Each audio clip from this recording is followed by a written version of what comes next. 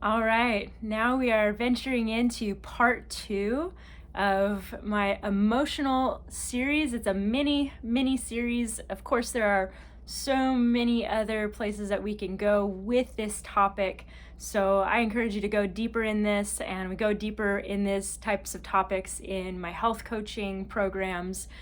But for today, I want to touch on this in a way that hopefully is accessible to you and really helps.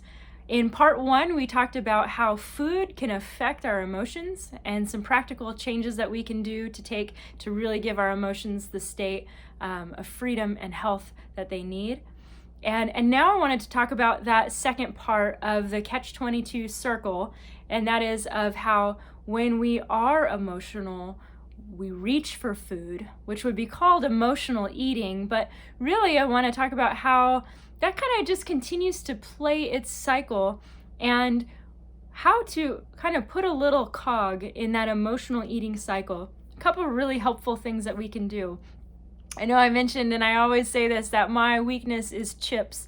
And when I go for chips, I always think, oh, this feels so good. The salt and the crunch and all of that, I can taste it right now. But when I learned about how food is connected to our emotions and how those chemicals in our body really affect us, I started pausing before I ate them. And I would start to listen to those cravings. And so this is what we can do is we pause and we listen to what those emotions are saying. We listen to what those cravings for the food are really saying. Why is it that I go and grab for that food item? Is it saying something to me? And you take a pause and really start to listen in to your body, listen in to your heart and your mind, your spirit. Tune in and say, what's really happening? Now, it's not about restriction. I'm not a big fan, even though I am a coach and I help people through nutrition and weight loss and healing their bodies and healing their emotions. I'm not a big fan of restriction unless it's unto something for a short period of time. What I'm a fan of is learning to listen to yourself, learning to listen to what you need and what is happening and what everything is saying. So it's not about just saying no to that chocolate cake. It's not just about saying no to the chips for me, right? Or like I mentioned, a long time ago, I used to just love hot brownies out of the oven or chocolate chip cookies, my favorite. But it's really about going, what is that craving saying? And if you can really learn to pause and listen to that, you're going to have a lot more success allowing cravings to actually say something about what your emotions are happening. So cravings, craving sweets will often say, I'm feeling depressed, or I'm feeling down about something. I'm feeling tired and fatigued.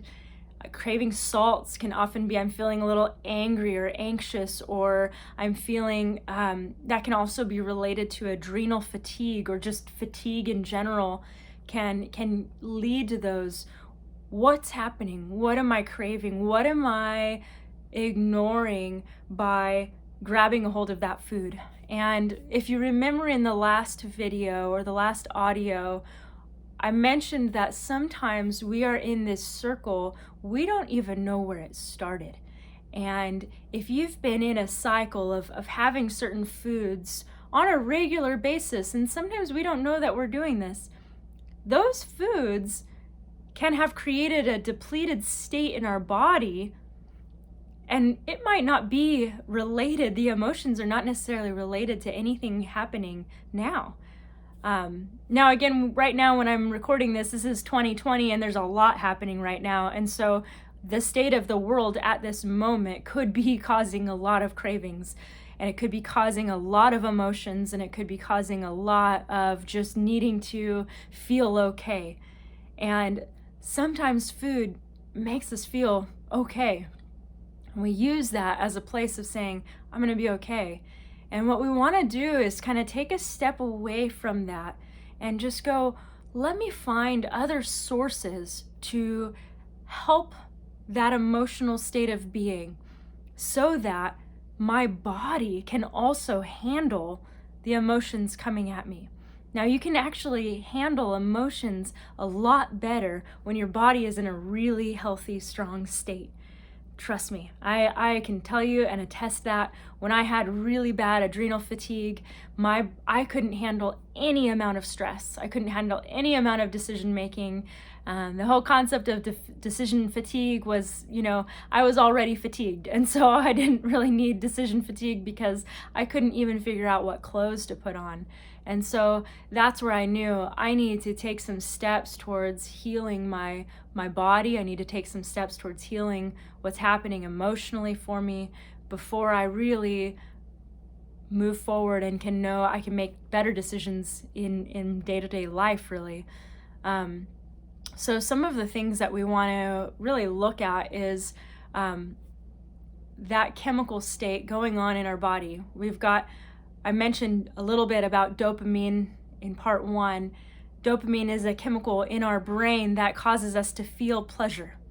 And what happens is that if we eat foods that are unnatural and create an unnatural dopamine response in our brain, that your body stops creating that.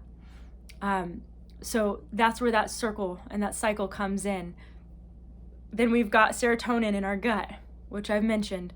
And that one is low levels of serotonin are often seen when we're in people who are experiencing depression, anxiety, and other mood disorders. And so you really want to take care of healing your gut so that that serotonin can thrive and so that you can experience that room for even your own mind and body to respond emotionally in a healthy way, okay?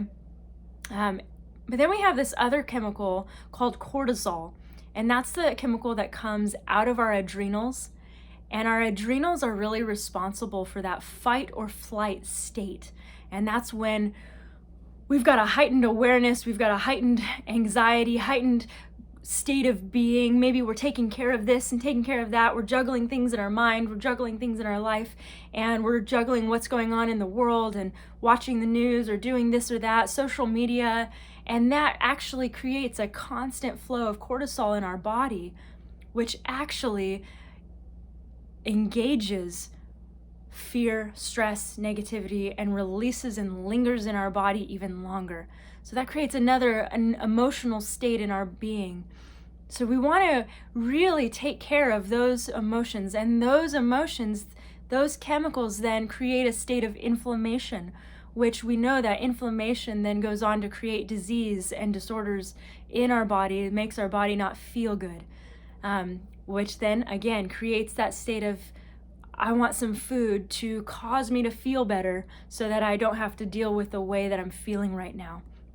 So taking care of your emotional state is really important. Both physically, emotionally, spiritually, mentally, we're able to handle a lot more when we start taking care of those places in our lives. So one of the things, that I recommend for walking through that I've had to do a lot my own and walking people through in coaching practice is to slow down. We go really fast in this life, and sometimes we go so fast that we disengage from our emotional state of being. I don't know why I'm grabbing for that food. I don't know why I just went and did this. I don't know why I responded that way. And when we can pause and stop, we get a chance to check in. Remember, I was saying how I will check in before I eat a bag of chips now. I might eat the bag of chips still, but I'm just kidding. But I will pause and go, oh, wow, I'm really craving those chips. What does that represent right now? Oh, I'm tired. Okay. Something else that I really recommend to everyone for no matter what state of mind you're in is a brain dump journal. And this is something that I coined. I call it my brain dump journal. And what that means is I go and buy a cheap journal, or if I need inspiration, I go and buy a journal that's really fun. But it's a place where I can truly pour out every thought I'm having. If I'm very strategic in my thinking, if I'm having a lot of planning meetings inside my mind, I will get those down on paper, just start writing it out. If I'm having thoughts even if they're good thoughts, it's really good to start thinking about what you're grateful for and what you have in this life. Gratefulness can change everything emotionally. So get that journal, and it can be a place, it's really good to talk to people, talk to God, talk to those different places. But there's something about a journal that it doesn't give you feedback directly, except for your own feedback. So you get to just pour it out, right, until things begin to shift. And, a lot of you have heard of morning pages. There's also a lot of different journaling programs out there now. I just like to say, just go for it. Write everything that you can. If that writing turns into a prayer, or it turns into reflection, or it turns into gratefulness and thankfulness, those are amazing things and will really help to shift your mindset. But you can also conquer a lot of challenges. You can say, this is what I'm really struggling with, and this is what I think is going on, and just let it free flow and see what comes out. You might uncover a lot of really powerful things in that process. Another really helpful thing to do is to just get that place in your life where you can pause. Remember, I said pause, but now get a place and a schedule and a time where you can be still and breathe. Now, pausing is different, because you can pause when you're at the grocery store, you can pause when you're at work, you can pause when a text comes in or an email comes in, you can pause before you eat something. But taking a moment and scheduling it into your life to where you are just still. You're not looking at social media, you're not interacting with the TV or the news or your computer or other people, but you are pausing and just being and breathing and letting yourself just be still. Now, that actually affects a really powerful nerve called the vagus nerve in your body, which actually releases powerful hormones and chemicals in your body to cause peace, to just be still throughout every cell of your body. Doesn't that sound worth it? That's worth scheduling it in right now, pulling out your phone, scheduling time in every day to just be still, to breathe and reflect and pause.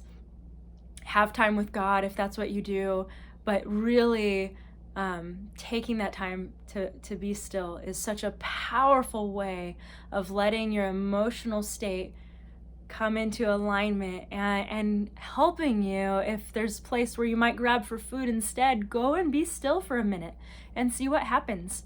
And I mentioned that in part 3, we're going to go through some lifestyle things that you can do, like how to get movement into your life, how to get other things and tips and tricks to really help with this side of emotions and building in nutrition and healthy things, so that you have the fullness of your energy and your life, and you're able to thrive in everything that you do, because you're made for more. You're made for so much. You have an amazing plan in store for you, and I want to see that happen. I want to see you really walk into your destiny, who you're called to be, who you're made to be. So go out there and get them. I know you've got it. Be blessed.